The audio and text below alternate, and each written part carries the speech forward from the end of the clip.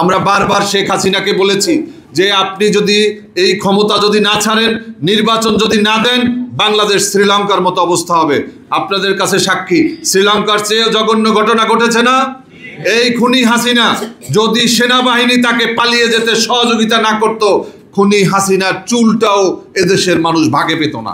গণভবনে এমন অবস্থা হয়েছিল, যার কারণে আমরা চাই আগামী দিনে আমাদের এখানে বিএনপির শীর্ষ নেতৃবৃন্দ আছেন, তাদের প্রতিও আমাদের আহ্বান, এদেশের মানুষ আপনাদেরকে ভোট দেওয়ার জন্য অধীর আগ্রহে অপেক্ষা করে আছে।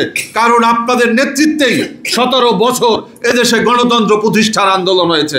আমরা নির্বাচন চাই। আমরা কোনো স্থানীয় সরকার নির্বাচনের জন্য আমরা 17 বছর আন্দোলন সংগ্রাম করি নাই। আমরা আন্দোলন সংগ্রাম করেছি জাতীয় সংসদ নির্বাচনের জন্য। সেই জাতীয় সংসদ নির্বাচন আমরা অল্প সময়ের মধ্যে দেখতে চাই।